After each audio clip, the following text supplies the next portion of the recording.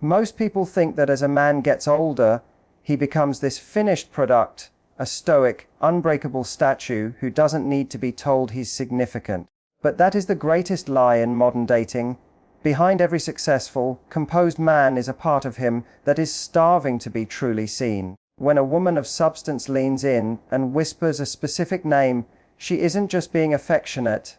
She is performing an act of emotional alchemy. She is pulling him out of his daily performance and into a private world where he is the only man who matters. Today, I'm showing you the 7 nicknames that don't just sound good. They change his entire state of mind. Most people think that as men get older, they become these stoic, unbreakable statues who don't need validation. But here is the truth: every man, no matter how successful or put together he seems, has a part of him that is starving to be recognized. When a woman with life experience, grace, and her own sense of self-worth leans in and whispers a specific name, it changes his state of mind. The first is handsome. Now, I know what you're thinking. It's a classic. But when a younger person says it, it can feel like a throwaway compliment.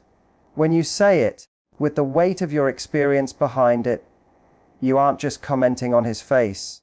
You're telling him that out of all the men you've seen and all the life you've lived, he still has that magnetic pull. It validates his relevance.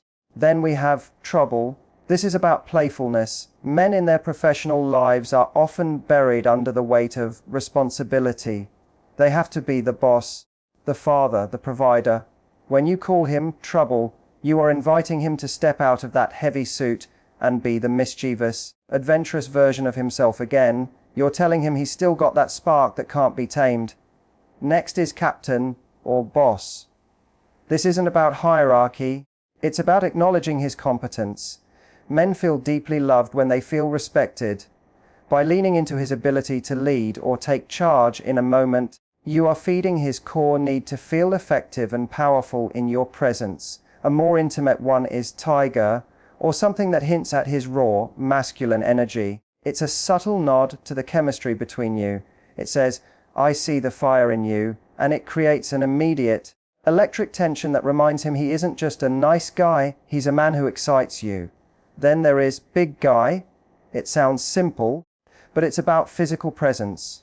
It makes him feel like your protector. It makes him feel like he can shield you from the world.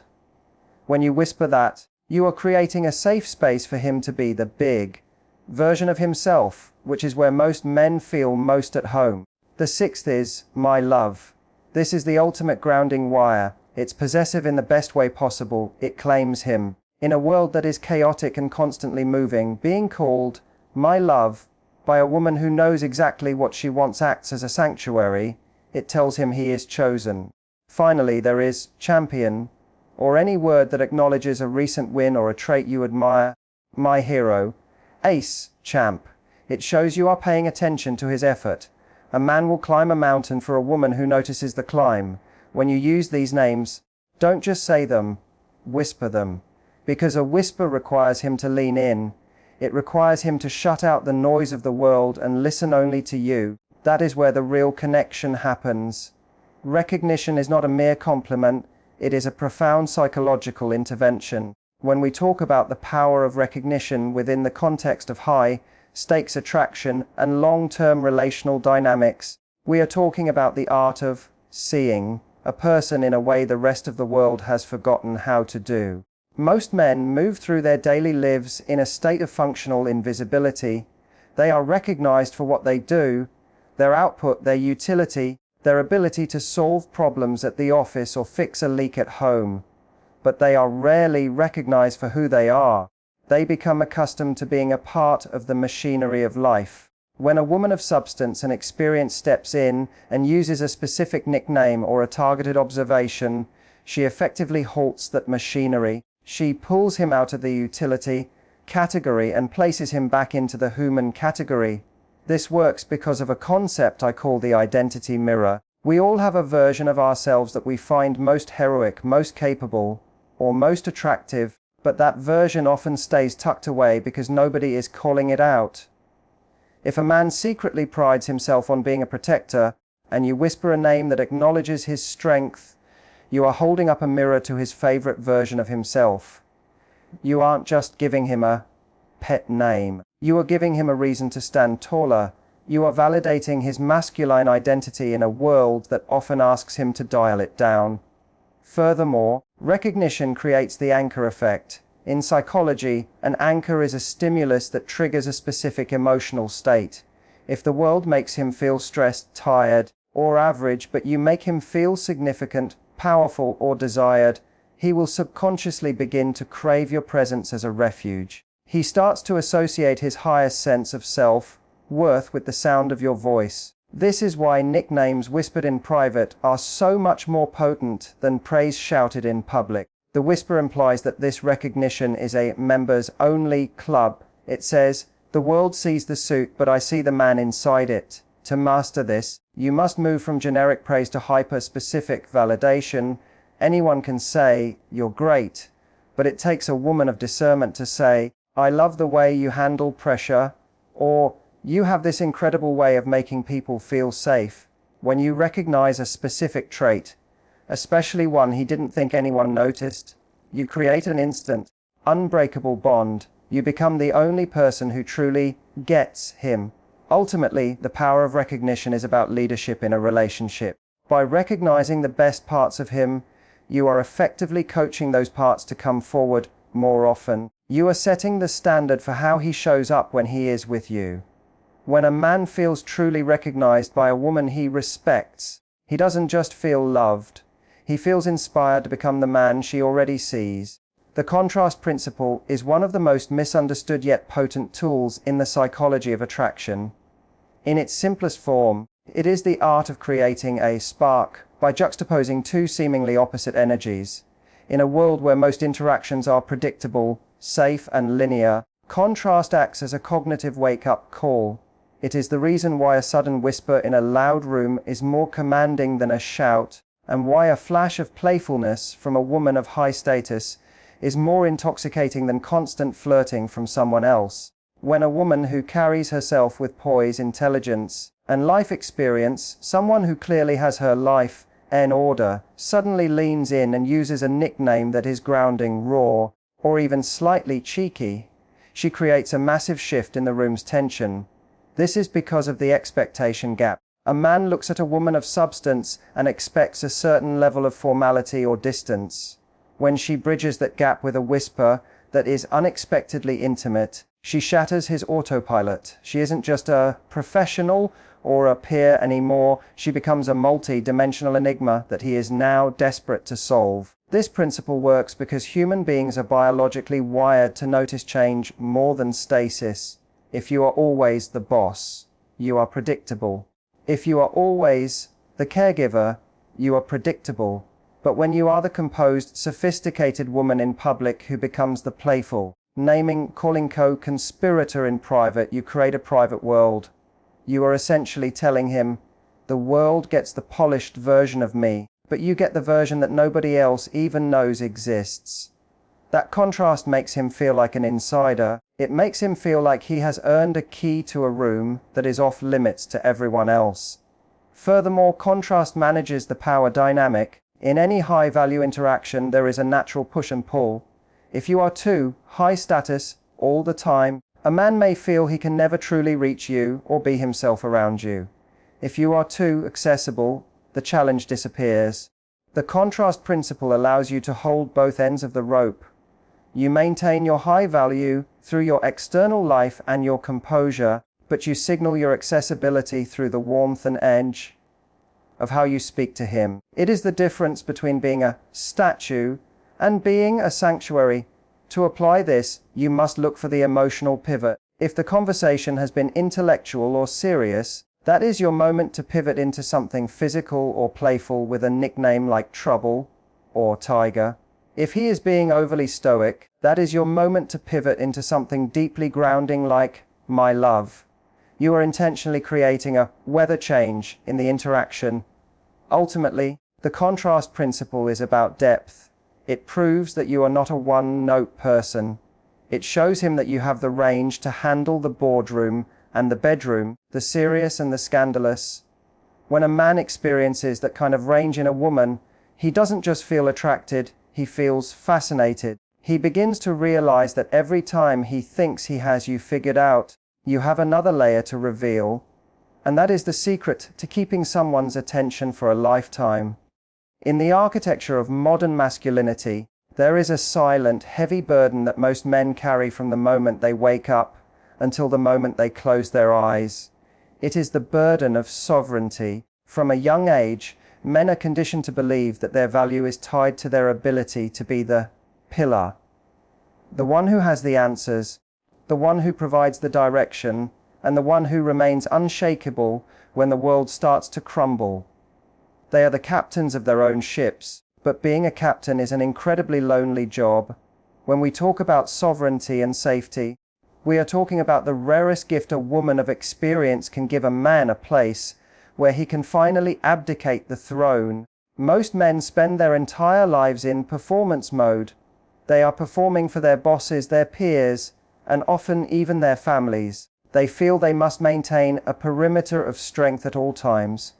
But when a woman who possesses her own deep sense of sovereignty, a woman who is grounded, self-assured, and emotionally stable, leans in and whispers a nickname that acknowledges his strength while offering him a landing pad, something happens in his nervous system. He experiences a biological reset. The nickname acts as a permission slip. When you call him big guy or captain with a certain tone of warmth and intimacy, you aren't just complimenting him.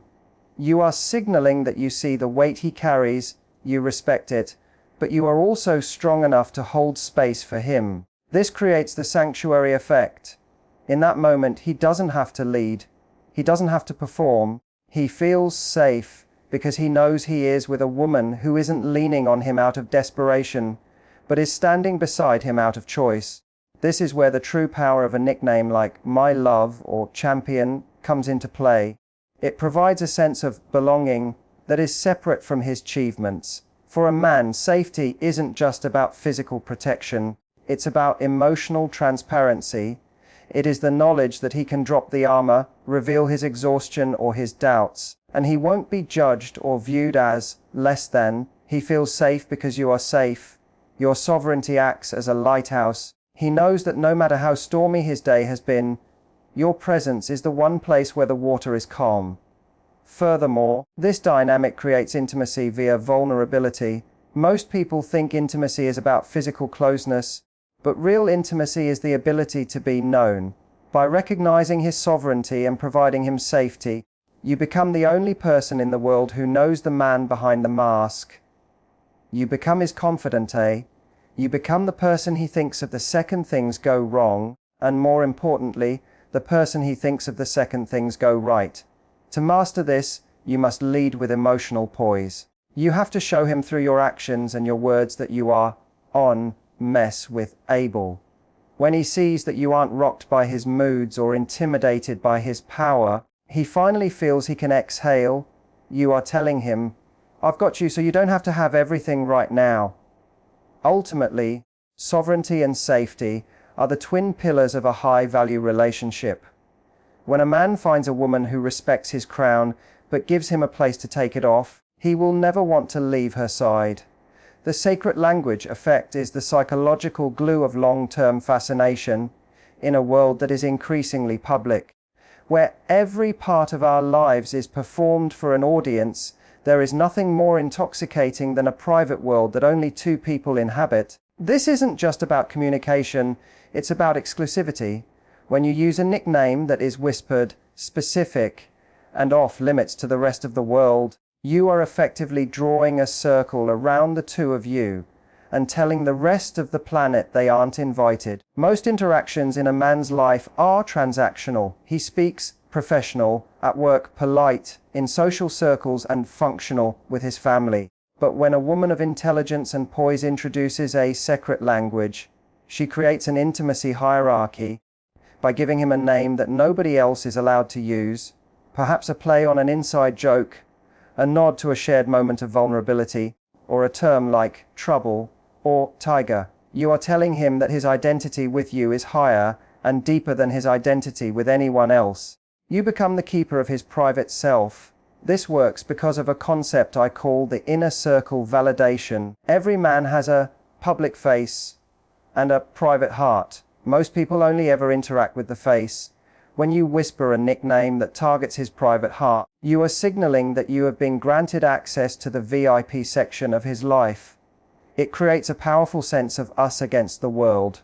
In psychology, shared private languages are one of the strongest predictors of relationship satisfaction because they act as a constant, subtle reminder that we are a team. Furthermore, the secret language effect triggers the dopamine loop of recognition. Every time he hears that specific word from you, his brain registers a micro win. It's a tiny hit of validation that says, I am seen, I am wanted, and I belong here.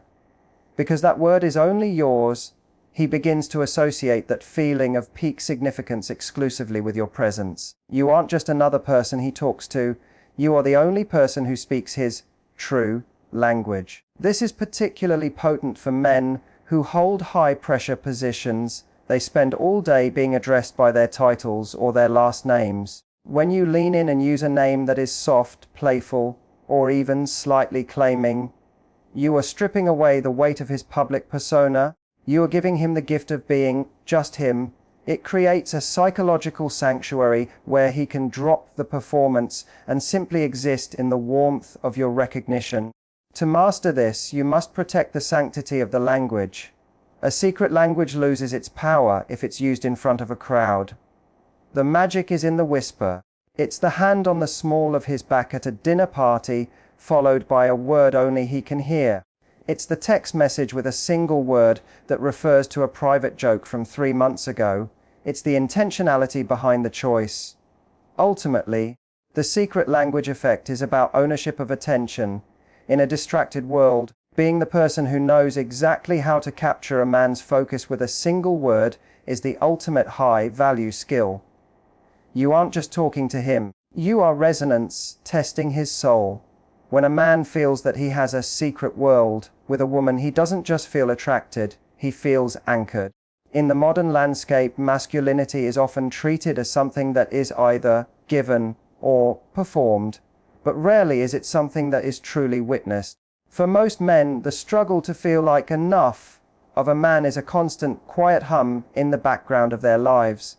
They are told to be strong, but not too aggressive, to be providers, but not to be defined by their work, to be stoic, but also emotionally available.